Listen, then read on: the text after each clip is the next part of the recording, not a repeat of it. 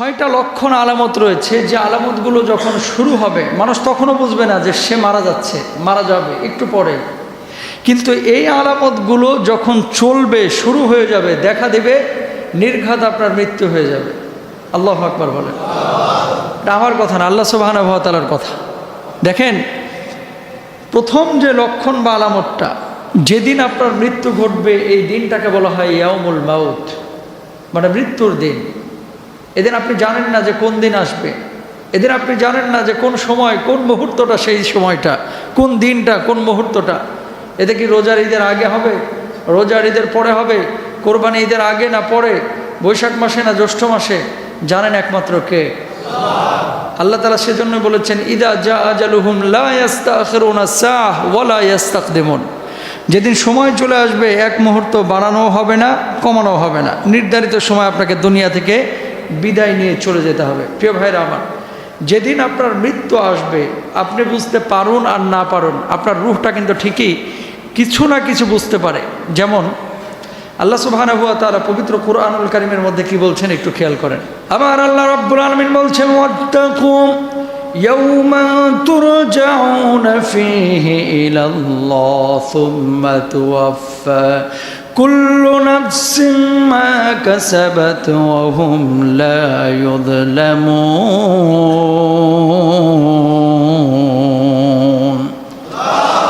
আল্লাহ রাব্বুল আলামিন বললেন, ওই দিনকে ভয় করো যেদিন তোমরা আল্লাহর কাছে প্রত্যাবর্তন করবে, যেদিন আল্লাহর কাছে ফিরবে, অতঃপর প্রত্যেককেই তার কর্মের ফল পুরোপুরি দেওয়া হবে এবং তাদের প্রতি কোনো রূপ অবিচার করা হবে না।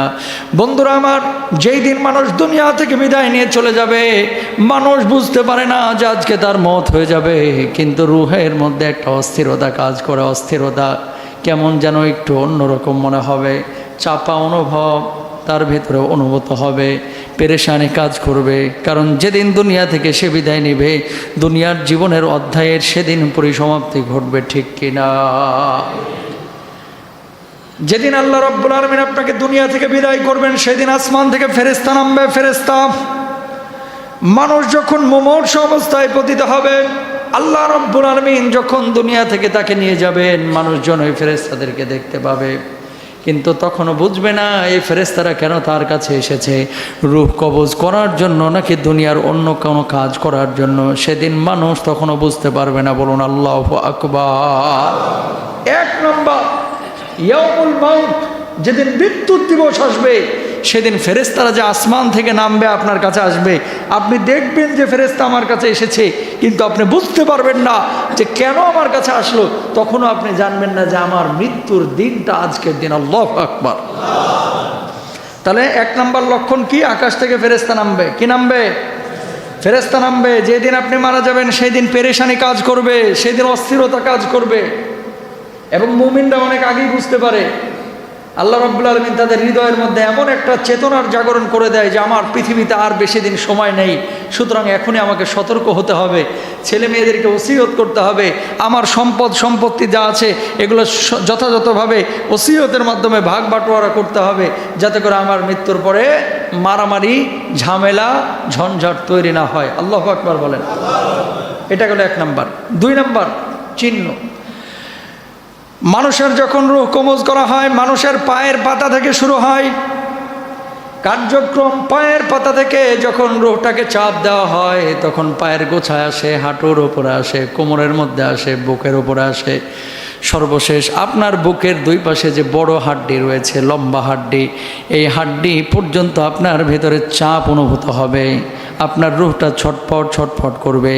এই দুই নাম্বার আলামত যখন শুরু হবে, আপনি বুঝে নেবেন আপনার আর হায়াত নাই, দুনিয়া থেকে বিদায় নিয়ে আপনার আল্লাহর কাছে চলে যেতে হবে। বলুন আল্লাহু আকবার। দুই নম্বর সিমটম। কিন্তু মজার বিষয় কি জানেন? দুঃখের বিষয়, বিষয়টি তিতা মনে হলেও বাস্তবতা এটাই, যখন আপনার ভিতর পেরেশানি কাজ করবে, তখনও আপনি জানেন না যে আপনার মৃত্যু একটু পরেই ঘটবে। আপনি বিপদে পড়েন না? এই পেট ব্যথা করে না, আপনার বুক ব্যথা করে না?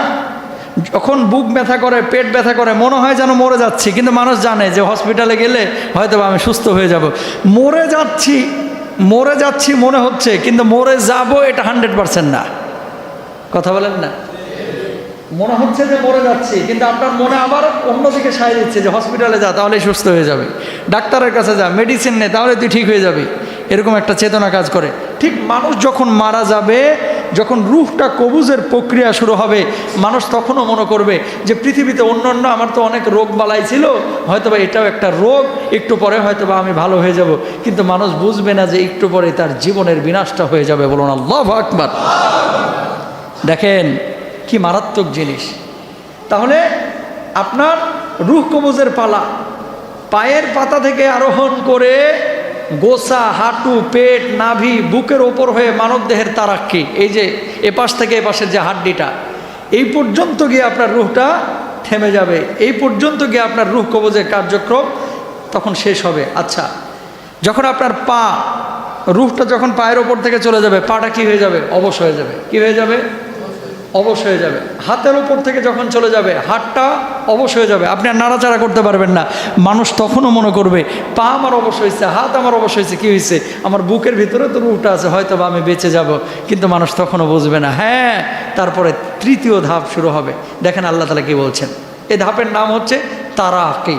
পবিত্র কুরআনুল কারীম সূরা কিয়ামার 26 থেকে 29 নম্বর আয়াতের মধ্যে আল্লাহ রাব্বুল আলামিন বলছেন, আমার আল্লাহ রাব্বুল আলামিন বলছেন, কাল্লা ইযা বালাগাতিত তারাকিয়া ওয়া কিলা মান রাক ওয়া যাল্লা আন্নাহুল ফিরাক ওয়ালতাফাতিস সাকু বিস-সাক। আল্লাহু আকবার বলেন। কে ঝাড়বে? অর্থাৎ আত্মীয় স্বজনদের কেউ কেউ বলবে ডাক্তার ডাকি, অন্যজন বলবে ইমার্জেন্সিতে কল করি, আবার কেউ বলবে কোরআন পড়ে ফু দিই।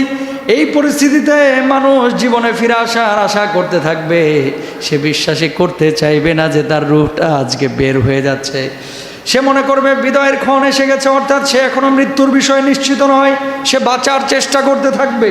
আল্লাহ রাব্বুল আলামিন বলছেন, ওয়ালতাফাতিস সাকু বিস-সাক, পায়ের গোছা অন্য গোছার সঙ্গে জড়িয়ে যাবে। মৃত্যুর বিষয় এখন সে চূড়ান্ত অনুভব করতে পারবে। রূহ গোছাদয় থেকে বের হয়ে গেছে, আর সে পা নাড়াতে পারবে না।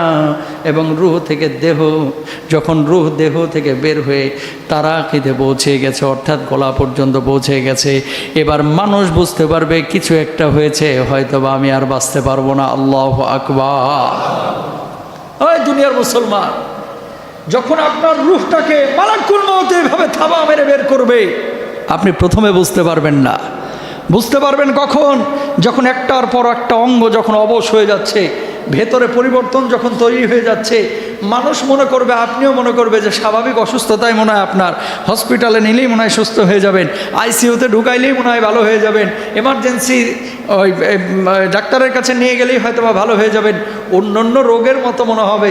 যখন দেখবে যে একটার পর একটা অঙ্গের সঙ্গে রূহের বিচ্ছেদ ঘটছে, তখন মানুষ এবার বুঝতে পারবে এই তৃতীয় ধাপে এসে যে হাই হাই, আমার তো সব কিছু বিকল হয়ে যাচ্ছে, মনে হয় আমার শেষ সময়, আজকের সময় মালাকুল মউত চলে এসেছে। বলুন আল্লাহু আকবার। এবার কি? কাল্লা ইযা বালাগাতিত তারাকি, কখনো না, যখন প্রাণ কণ্ঠগত হবে। এখন প্রাণটা কোথায় চলে এসেছে? কণ্ঠের কাছে। কণ্ঠ কোনটায়? গলাটা না? এই কণ্ঠের নিচ পর্যন্ত যখন আপনার প্রাণটা চলে আসবে, আল্লাহ সুবহানাহু ওয়া তাআলা এবার চতুর্থ ধাপ ঘটাবেন। এই চতুর্থ ধাপ কি? এই ধাপের নাম হচ্ছে হুলকুম। এই ধাপের নাম কি? হুলকুম। আল্লাহ রাব্বুল আলামিন বলছেন, ফালাউলা ইযা বালাগাতিল হুলকুম ওয়া আনতুম হিনাইযিন তানযুরুন ওয়া নাহনু আকরাবু ইলাইহি মিনকুম ওয়ালাকিন লা তুবসিরুন। বলুন আল্লাহু আকবার। আল্লাহ রাব্বুল আলামিন বলছেন, অতঃপর প্রাণ যখন কণ্ঠাগত হয়, তখন তোমরা তাকিয়ে থাকো, তখন আমি তোমাদের অপেক্ষা তার অধিক নিকটে থাকি, কিন্তু তোমরা সেটা বুঝতে পারো না, দেখতে পাও না। বলুন সুবহানাল্লাহ। রূহটা যখন আপনার কণ্ঠের কাছে এসেছে, আপনার কাছাকাছি না রূহটা? তখন আপনার ভেতরেই তো। আল্লাহ রাব্বুল আলামিন বলছে, এর চাইতেও তোমার কাছে আমি কাছে, নিকটে, তুমি দেখতে পাও না। আল্লাহু আকবার বলেন। ওয়ানাহনু আকরাবু ইলাইহি মিনকুম ওয়ালাকিন লা তুবসিরুন, আমি তোমাদের অপেক্ষা তার অধিক নিকটতর, কিন্তু তোমরা দেখতে পাও না। মানুষের রূহ কবজের সময়টা জীবনের সবচাইতে কঠিন মুহূর্ত, কেননা তখন সে আল্লাহর সকল প্রতিশ্রুতি ও ভীতি দেখতে পায়। ভালো কাজ করলে সেগুলোর ফিডব্যাক দেখতে পায়, আর খারাপ কাজ করলে জাহান্নামের চিত্র দেখতে পায়। বলুন নাউজুবিল্লাহ। ওয়াজ তো শুনতেছেন, আমি বলতেছি, আমিও বলতেছি, আপনারাও শুনতেছেন। শোনার বলা এই অন্য ওয়াজের মতোই শুনতেছি। হুজুর যেমন মাসালা মাসাইল বলে, জুমার দিন বয়ান করে, হুজুরও বলতেছে, আমরা শুনতেছি। ওই বলা আর এই বলা, ওই ওয়াজ আর এই ওয়াজ কিন্তু এক ওয়াজ না হাজী সাহেব। আজকের এই পরিস্থিতি আপনার জীবনে ঘটবে, আমার জীবনে ঘটবে। যেদিন ঘটবে সেদিন টের আপনিও পাবেন, সেদিন টের আমিও পাবো। রমজান আইছে, গ্যাস্ট্রিকের সমস্যা, এই জন্য রোজা এখনো অনেকে রাখতেছে না। কথা বলেন না কেন? এরকম বদমাশ আছে না নাই? সামান্য পেটের ব্যথা, সামান্য পাপিষ্ঠ এই সমস্ত মানুষগুলা। যদি এমন পরিস্থিতি হয় যে আপনার জীবনের বিনাশ ঘটবে, তাহলে তো আল্লাহ তাআলা আপনারা মাফ করে দেবে। আল্লাহ তো নিজেই বলছে, ফামান কানা মিনকুম মারিদান আও আলা সাফারিন ফাইদাতুম মিন আইয়ামিন উখর। যদি তুমি অসুস্থ হও পরে রোজা রাখো। কিন্তু কিছু লোক আছে বুকে জ্বালা পোড়া করতে পারে, বুঝেন নাই কথা? রোজা রাখলে বুকে জ্বালা পোড়া করতে পারে, করে নাই কিন্তু এখনো করতে পারে, এজন্য রোজায় রাখে না। নেমু খারাম, পাপিষ্ঠ, ঠিক কিনা? এরকম লোক আছে না? আল্লাহ হেদায়েত দান করুক। এরকম কোন মুসল্লি যদি আজকে থেকে থাকেন, আপনি আসেন, আপনার পা ধরবো। আল্লাহর দোহাই লাগে কাজ করেন না, কারণ পেটের পীড়ার চাইতে জাহান্নামের পোড়ানো অনেক কঠিন বিষয়, ঠিক কিনা? পেটের পীড়া সাময়িকভাবে আসে আবার চলে যায়, বুকে জ্বালা পোড়া আসে আবার চলে যায়। জাহান্নামের পোড়ানি শুরু হইলে ভাই এই চামড়া ফটফট করে খালি পুড়বে, তখন কিন্তু সহ্য হবে না, ঠিক কিনা? সুতরাং মৃত্যু আপনাকেও বরণ করতে হবে, আমাকেও বরণ করতে হবে। যখন এবার হুলকুমের মধ্যে আমার রুহটা চলে আসবে, এবার মানুষ বুঝবে, হায় আমার জীবনের শেষ মুহূর্তটা এখন চলে এসেছে, আর তো বাঁচার কোনো কায়দা নাই। এবার পঞ্চম ধাপ শুরু হবে। পঞ্চম ধাপ কি? ফেরেশতা তাদের সামনে তাদের আমলগুলো পেশ করবে। ফেরেশতারা এই স্তরে মানুষ পরিপূর্ণভাবে বুঝতে পারবে এই লোকটা জান্নাতি নাকি জাহান্নামী। খেয়াল করেন, আপনি যখন মারা যাচ্ছেন সুখের মৃত্যু হলো, তার মানে আপনি জান্নাতি। আপনি যখন মারা যাচ্ছেন পিটায়া পুটায়া, তারপরে থাবা মারিয়া, তারপরে মনে করেন আজাব দিয়ে গজব দিয়ে যদি আপনার রূহটা কবজ করে, জানতে হবে আপনার কপালে কবরেও খারাপই আছে, আখেরাতেও খারাপই আছে। কারণ মৃত্যু হচ্ছে প্রথম ধাপ, প্রথম স্টেপ। যার মৃত্যুটা সুন্দর হলো সে জান্নাতি, যার মৃত্যুটা খারাপ হলো সে জাহান্নামী। হ্যাঁ, ঈমান আপনি এনেছেন, হয়তোবা জাহান্নামে পুড়বেন, তারপরে আপনি জান্নাতে যাবেন। কিন্তু 2000 বছর, 200 বছর, 100 বছর একদিন পুরার মতো সক্ষমতা কি আপনার আমার আছে? নাই ভাই। এই জন্য আমার আল্লাহ রাব্বুল আলামিন সূরা নাজিয়াতের 1 থেকে 3 নম্বর আয়াতের মধ্যে বলছেন, والنازعات غرقا والناشطات نشطا والسابحات سبحا। আল্লাহ রাব্বুল আলামিন বলছেন, শপথ সেই ফেরেশতাদের যারা নির্মমভাবে রূহকে টেনে বের করবে, টেনে বের করবে। আল্লাহু আকবার। রূহকে টেনে বের করা হবে, ফিলিংস নাই, অনুভূতি নাই। সুদ খাচ্ছেন, ঘুষ খাচ্ছেন, হুজুর ওয়াজ করে, আপনারা যা বাইরে বলেন হুজুরের বলার কাজ হুজুর বলবে, আমার করার কাজ আমি করব। এরকম যে মুসল্লিরা আছেন মুখে লাগাম লাগান, এরকম নিউজ আমার কাছেও এসেছে। এই কথাগুলো হচ্ছে কাফেরের কথা, কোনো মুসলমানের বাচ্চার কথা হতে পারে না। এগুলো কাফেরের কথা, ঠিক কিনা বলেন? আমি কি আমার বাপের বানানো গল্প বলতেছি? এখানে যখন সুদ নিয়ে কথা হয়, ঘুষ নিয়ে কথা হয়, হারাম খাওয়া নিয়ে কথা হয়, মসজিদ থেকে বাইর হয়ে কিছু নেমু খারাম গাদ্দার বেঈমানে কথা বলে, হুজুরের বলার কাজ হুজুর বলবে, আমগো করার কাজ আমরা করব, হুজুররা তো বলবে, এরকম কথা বলে কি বলে না? আপনি যেই হাজী সাহেবই হন, যেই মুসল্লি হন, আপনি সভাপতি হন, সাধারণ সম্পাদক হন, আপনি নেমু খারাম, আপনি গাদ্দার, ঠিক কিনা? এই কথা মানুষ বলতে পারে? এই কথা মানুষ বলতে পারে? আরে মেয়ে, আপনার ভালো লাগতেছে না, আপনি না মানেন, এটা আপনার দায়িত্ব। আপনি আরেকজন মানুষের সামনে এই কথা বলবেন কেন? তার মানে কি কোরআনের আয়াতকে আপনি অস্বীকার করলেন? কি করলেন? অস্বীকার করলেন। এটা কি হুজুরের বাপের কথা? সুদ খায় না, এটা কার কথা? আসতে বলতেছেন কেন? আল্লাহর কথা। হুজুর বলছে, হুজুর কি খারাপ হয়ে গেছে নাকি? মানার দায়িত্ব আপনার। আপনি মানলে না মানেন, আরেকজন মানুষকে এরকম নিরুৎসাহিত করেন কেন মিয়া? আপনি কাফেরের মতো আচরণ করেছেন, ঠিক কিনা? এই কথাটার মানে বুঝেন যে হুজুরের বলার কাজ হুজুর বলবে, আমার কাজ আমি করব। ওই হুজুররা এগুলো বলেই। এই কথা যে মুসল্লি আপনারা বলেন, বিশ্বাস করেন যদি বুঝে শুনে বলে থাকেন আপনার ঈমান নাই। কারণ কি? কারণটা কি? কারণ হচ্ছে হুজুর যে কথাটা বলেছে হারাম খাওয়ার ব্যাপারে, এটা হুজুরের মুখের কথা না। কার কথা? আপনি আরেকজন মানুষকে এই কথাটা বলতেছেন, মানে তুইও কর আমিও করি, তুইও কর আমিও করি। মরবেন না আপনি? আপনি মরবেন না? পাপ করতেছেন, নিজে করেন, আরেকজনের টাইনে নিয়ে আজান দিয়ে পাপ করার দরকার নাই। নিজে হারাম খাচ্ছেন, খান, আপনার মুখে আমি তালা মারতে যাব না, কিন্তু আমার দায়িত্ব এই মেম্বার থেকে, এটা আমার কাছে আমানত, সত্যটা আমাকে বলতে হবে, ঠিক কিনা? এটা আপনার ভালো লাগুক বা খারাপ লাগুক, ইচ্ছা হলে মসজিদে আসেন, না হলে আমার বাইর করে দেন, অথবা আপনি মসজিদ থেকে বাইর হন, অন্য মসজিদে যান যেখানে সুদের আলোচনা হয় না, যেখানে হারাম খাওয়ার আলোচনা হয় না। এখানে যতদিন আছে আমি হক কথা বলবো, ঠিক কিনা? কি তামাশা, আজীব লাগলো আমার কাছে। হুজুর আপনি বলেন, এগুলো বাইরে নিয়ে হাসি তামাশা। হুজুরের বলার কাজ হুজুর তো বলবেই। আস্তাগফিরুল্লাহ। শুনেন, ওই যে বলছিলাম না যে মুসল্লির সংখ্যা বাড়ছে, ইমানদারের সংখ্যা কমছে। মুসল্লির সংখ্যা বাড়ছে, ইমানদারের সংখ্যা, এগুলো এর প্রমাণ। তার মানে কি নামাজটারে এরা ঢাল হিসাবে ব্যবহার করে। কথা বুঝেন নাই? কপালে 6 ইঞ্চি কালো দাগ, এদিকে হারাম ছাড়তে পারে না। তার মানে কি চিন্তা করছে, নামাজ তো পড়ছে, একদিন একদিন আল্লাহ ঠেললে ঠেললে জান্নাতে দিয়ে দিবে। কথা বলেন না কেন? এত সোজা না আল্লাহর জান্নাত, এত সোজা না।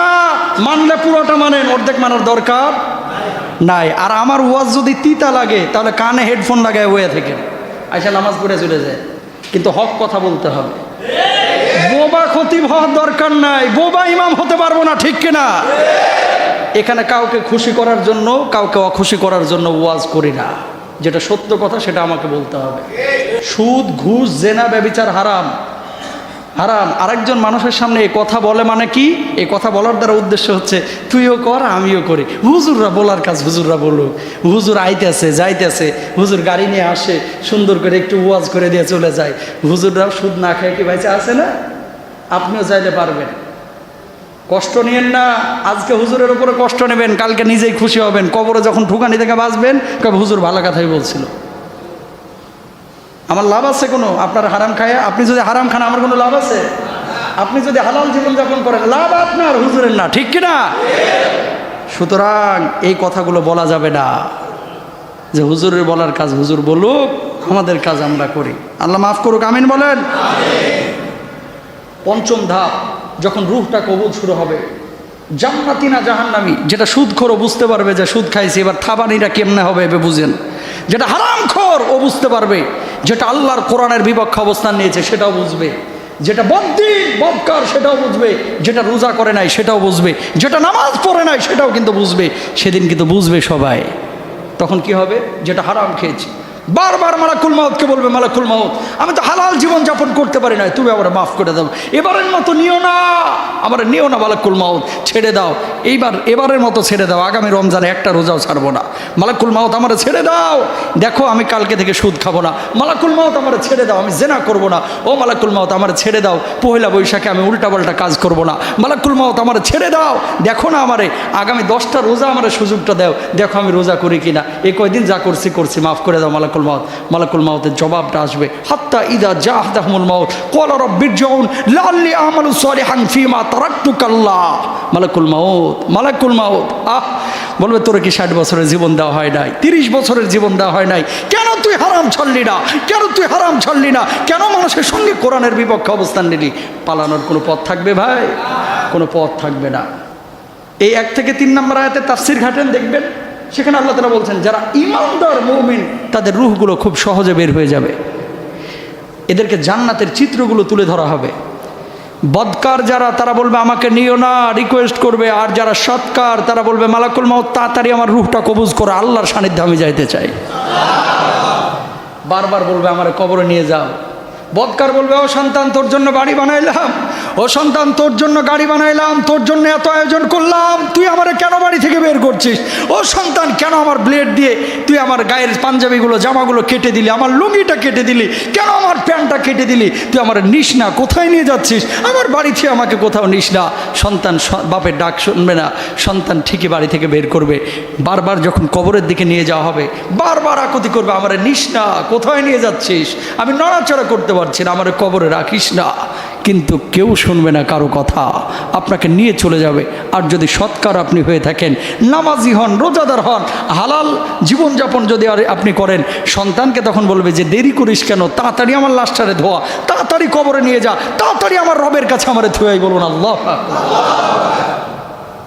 জীবন এরকম চান কি চান না? তাহলে হালাল জীবনযাপন করা দরকার আছে না? কখনো কখনো তিতা ভালা, এটা পরবর্তীতে মিঠা লাগবে। ওয়াসা আন তাকরাহু শাইআন ওয়া হুয়া খায়রুল লাকুম ওয়াসা আন তুহিব্বু শাইআন ওয়া হুয়া শাররুল লাকুম। আল্লাহ বলছে যে পৃথিবীর মানুষের এমন কিছু জিনিস রয়েছে যেটা খুব অপছন্দ করে, কিন্তু এটা ওর জন্য কল্যাণকর। সুবহানাল্লাহ বলেন। আপনি অপছন্দ করেন, অথচ আপনার জন্য কি কল্যাণকর। আল্লাহ বলছেন ওয়াসা আন তুহিব্বু শাইআন ওয়া হুয়া শাররুল লাকুম। অনেক মজা করে হারাম খান, খুব ভালো লাগে, খালি মাস গেলে 30,000 করে বান্ডিল আসতেছে, খুব মজা, খুব মজা। আল্লাহ বলতেছে এটা তোর জন্য অকল্যাণকর, টের পাবি। সুম্মা ইলাইনা মারজিউকুম ফানুনাব্বিউকুম বিমা কুনতুম তা'মালুন। খালি কবরে ঢুক না, আমার কাছেই তো ফিরবি।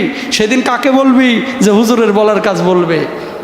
সেদিন বলার কোনো কায়দা নাই, শুধু মায়ের হবে, কোনো আওয়াজ হবে না, ঠিক কিনা? হাড়ে হাড়ে বুঝিয়ে দিবেন কে? ষষ্ঠ ধাপ। এরপর আল্লাহ সুবহানাহু ওয়া তাআলা বলছেন যে ষষ্ঠ ধাপে, এই ধাপের পর শুরু হবে ষষ্ঠ ধাপ, অর্থাৎ ওই যে হুলকুমের মধ্যে যখন রূহটা চলে আসলো, এরপরে মানুষের সামনে সচিত্র দেখানো হবে যে তার আমলগুলোর কী অবস্থা, সে জান্নাতে যাবে না জাহান্নামে যাবে। এরপর আল্লাহ সুবহানাহু ওয়া তাআলা সেই চূড়ান্ত মুহূর্তের কথা বলেছেন, যেটা একটু আগে বললাম, অলরেডি বলে দিয়েছি। মালাকুল মাউতকে বলবে আমাকে কিছু সময় দেওয়া যায় না, 2 দিন 3 দিন একটু সময় দাও না মালাকুল মাউত, আমি তওবা করে আসি, আল্লাহর কাছে মাফ চেয়ে আসি, আল্লাহ হয়তো আমার মাফ করবে। তখন জবাবটা আসবে হাত্তা ইদা জাহাদাহুল মাউতু ক্বালা রব্বিরজিউন। আর সুযোগ দেওয়া হবে না, চূড়ান্তভাবে তার দেহ থেকে রূহটাকে বিচ্ছিন্ন করে ফেলা হবে।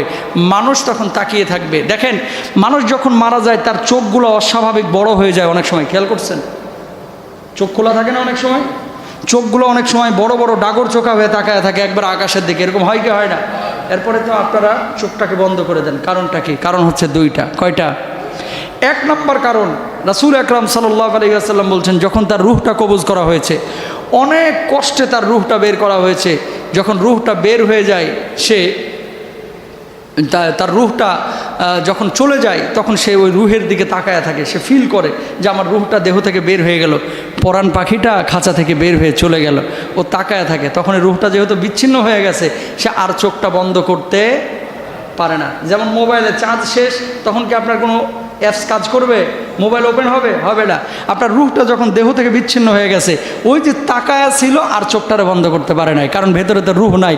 রূহ না থাকলে চোখ আর বন্ধ করা যায়? এজন্য আপনারা চোখটারে কি করে দেন? বন্ধ করে দেন, নামায় দেন।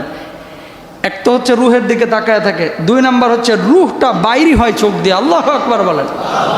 যখন টানা হাসরা করে যখন রূহটা বের করা হয়, তখন ওই মানুষটা প্রচণ্ড কষ্ট পায়, যন্ত্রণা পায়, কিন্তু ওই যন্ত্রণা, দুঃখ, কষ্ট কেউ কাউকে বোঝাইতে পারবে না। যে সেই সময় পড়বে সে